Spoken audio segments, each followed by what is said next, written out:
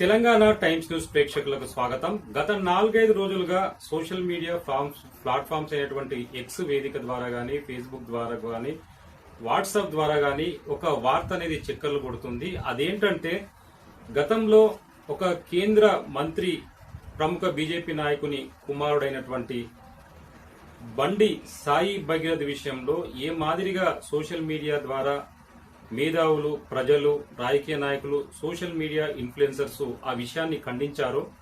మరి నిన్నగాక మొన్న ఖమ్మం జిల్లా రాయపర్తి నగర్ లో మహమ్మద్ గౌస్ అనే దుర్మార్గుడు ఒక చిన్నారిని లైంగిక దాడి చేసి పైనుంచి తోసివేసే ప్రయత్నం చేసినప్పుడు ఇదే సోషల్ మీడియాలో మరి ఒక మాదిరిగా మాట్లాడిన నాయకులు ఇప్పుడు ఎందుకు మౌనం వహిస్తున్నారు అనేది దీని యొక్క సారాంశం. అయితే ఈ రెండు సంఘటనలు గనక మనం విశ్లేషిస్తే ఏది అత్యంత కిరాతకమైన ఘటన అని గనక మనం మాట్లాడితే ఇక్కడ బండి సాయి భగీరథ్ అనే వ్యక్తి ఒక అమ్మాయితో మరి ఒక ప్రేమగా వ్యవహరించి ఆ అమ్మాయి పైన మరి లైంగికంగా ఆమెతో కలిసి ఉన్నాడు. ఆ అమ్మాయి మరి ఆయన మేజర్ అనుకుని ఉండవచ్చు, కానీ ఆ అమ్మాయి మైనర్. ఆ అమ్మాయి పలుమార్లు ఆ విషయంపై నిలదీస్తే తప్పించుకోవడం జరిగింది. కానీ ఇక్కడ సాయి భగీరథ్ ఆమె పైన ఎలాంటి ఇంకో రకంగా గాని ప్రవర్తించలేదు. అంటే వేరే ఉద్దేశంతో ఆమెను అంతమొందించాలా లేదా ఇంకేదైనా చర్యలు చేయాలా అనేది అక్కడ జరగలేదు. కానీ సేమ్ టైం ఇక్కడ ఏదైతే ఖమ్మం జిల్లాలో రాయపర్తిలో మహమ్మద్ గౌస్ అనే వ్యక్తి ఒక చిన్నారి 12 సంవత్సరాల చిన్నారిని అత్యంత క్రూరంగా, పాశవికంగా లైంగిక దాడి చేసి పైనుంచి తోసేసి చంపేయాలని చెప్పేసి ఆయన చంపాలనే ఉద్దేశమే ప్రయత్నం జరిగింది. మరి రెండు ఘటనల్లో ఏది సీరియస్ అయిన సంఘటన అనేది గనక మనం మాట్లాడితే ఈ మహమ్మద్ గౌస్ పాషా ఏదైతే ఉన్నాడో అతను చేసినటువంటి ఘటన చాలా సీరియస్ ఘటన, సభ్య సమాజం తలదించుకోవాల్సిన సంఘటన. అతన్ని తీవ్రమే మరి అత్యంత దారుణంగా శిక్షించాలని నా పేరు సుదర్శన్ బాబు. నేను కూడా తెలంగాణ టైమ్స్ న్యూస్ ద్వారా అనేక ఛానల్లో మాట్లాడుతుంటాను. మరి మేము ఒక సాధారణ పౌరునిగా మరి ఆ అమ్మాయికి న్యాయం జరగాలి. ఈ మహమ్మద్ గౌస్ పాషా అనే వ్యక్తిని అత్యంత కఠినంగా శిక్షించి మరి ఉరి శిక్ష కూడా వేయాలని మేము కోరుతున్నాం. మరి ఇంత కఠిన శిక్ష ఇక్కడ ఖమ్మంలో జరిగిన సంఘటన జరిగినా గానీ మరి ప్రధానమైన సోషల్ మీడియా ఎందుకు మౌనంగా ఉందనేది కొందరు పౌరులు ప్రశ్నిస్తున్నారు. దీనికి ప్రధానమైన కారణం ఏంటంటే ఎక్కడైతే ఏదైనా ఒక సంఘటన పైన పోలీస్ స్టేషన్ లో బాధితులు ఫిర్యాదు చేస్తారో పోలీసులు సత్వరమే స్పందించి ఆ బాధితులకు న్యాయం చేసే చర్యలు తీసుకుంటే అప్పుడు ఆ విషయం అనేది బయటికి రాదు. అంటే సాధారణంగా ఒక మౌత్ టాక్ గాని లేదా సోషల్ మీడియా దాకా గాని ఎప్పుడైతే ఆ విషయం సోషల్ మీడియా వరకు వస్తుందో అది ఒక సీరియస్ అంశం, అప్పుడైనా పోలీసులు దాన్ని పట్టించుకోవాలి. అప్పుడు అది ఇంకా విపరీతమైన దుమారాన్ని, అంటే ఒక రాజకీయ నాయకుల దగ్గరికి గాని, ప్రజా సంఘాల దగ్గరికి గాని, సోషల్ మీడియా ఇన్ఫ్లుయెన్సర్స్ దగ్గర గాని పోకుండా ఉంటుంది. ఎప్పుడైతే పోలీసులు మౌనం వహిస్తారో, బాధితులకు న్యాయం చేసే చర్యలు చేపట్టరో అప్పుడు అది ఒక సోషల్ మీడియా కాంటెంట్ గా మారిపోతుంది. అందులో ఎలాంటి సందేహం లేదు. మరి సాయి భగీరథ్ విషయంలో అదే జరిగింది ఖచ్చితంగా. ఎప్పుడైతే బాధితులు ఇక్కడ పేట్ బషీరాబాద్ పోలీస్ స్టేషన్ లో ఫిర్యాదు చేయడానికి వెళ్లారో, ఫిర్యాదు చేశారో, వాళ్ళ ఫిర్యాదును తీసుకోకుండా చాలాసేపు ఆపారు, కొన్ని గంటలు ఆపారు.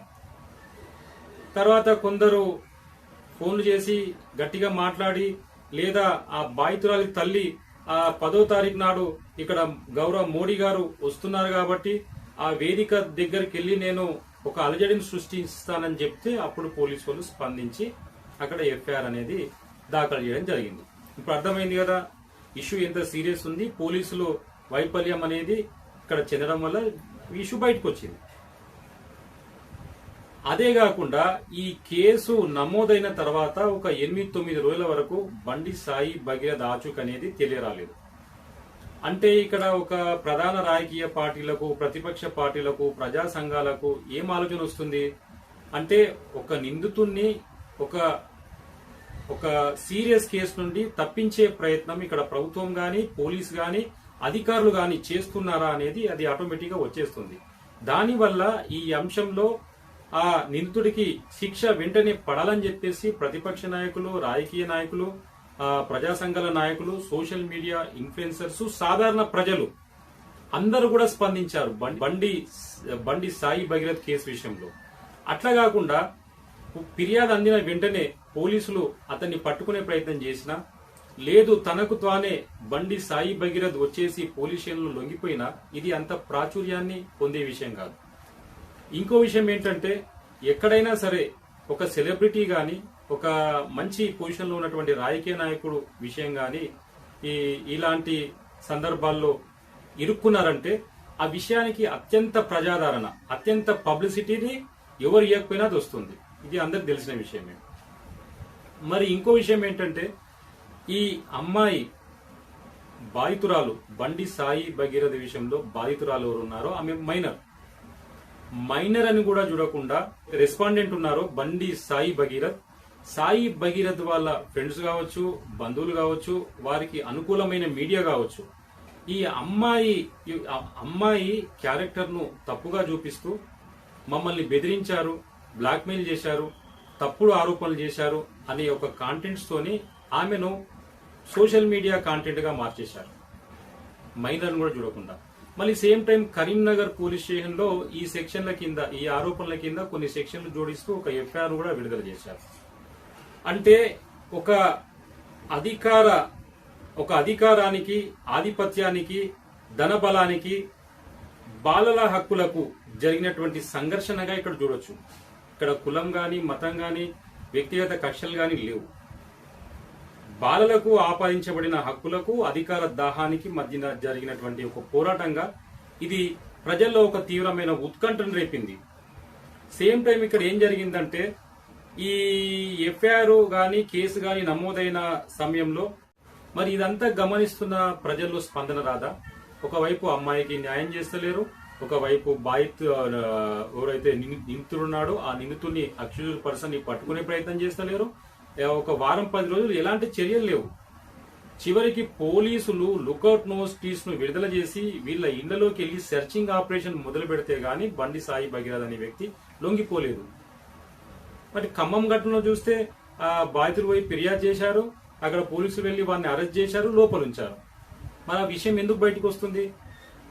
మనం మొదలే అనుకున్నాం, పోలీసుల తీరులో అనుమానాస్పదంగా ఉన్నా, వారి ప్రవర్తన కరెక్ట్ లేకపోయినా, ఫిర్యాదుదారుని పక్షం నిలబడకపోయినా ఆ విషయం అనేది సోషల్ మీడియాలో వస్తుంది.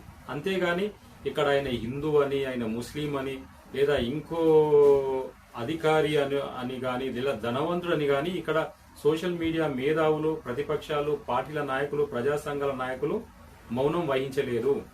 మహమ్మద్ గౌస్ విషయంలో సత్వరమే పోలీసులు స్పందించి తగిన చర్యలు తీసుకున్నారు కాబట్టి ఈనాడు సోషల్ మీడియాలో ఆ కాంటెంట్ లేదు. ఇదే గాని ఇంకో విషయం అని కాదు. మరి ఇక్కడ కొందరు ఏం చేస్తున్నారు, అతను ముస్లిం అని మీరు స్పందిస్తలేరు, అతను మైనార్టీ అని, ఇంకో రకమైన స్పందన లేదంటే అది మీరు అర్థం చేసుకునే విధానంలో ఉన్నటువంటి లోపమే గాని ఇక్కడ వేరేదేం లేదు. దయచేసి మీరు అర్థం చేసుకోవాలి. అక్కడ అంత సీరియస్నెస్ ఉంటే, అంత అదుంటే ప్రతిపక్షాలు గాని, ప్రజలు గాని, ప్రజా సంఘాలు గాని సంఘటన స్థలానికి వెళ్లి నిలదీసి ధర్నాలు చేసి అరెస్ట్ చేస్తున్నారు. ఇది ఈనాడు తెలంగాణలో ఉన్నటువంటి ప్రజాస్వామ్య పద్ధతిలో స్పందించేటువంటి నాయకులు, సోషల్ మీడియా ఇన్ఫ్లుయెన్సర్స్, మరి పౌరులు చేస్తున్నటువంటి పని. కాబట్టి దాన్ని తప్పుగా మరి భావించొద్దని తెలియజేస్తూ, ఈ వీడియో కనుక మీకు నచ్చినట్లయితే దయచేసి లైక్ చేయండి, షేర్ చేయండి.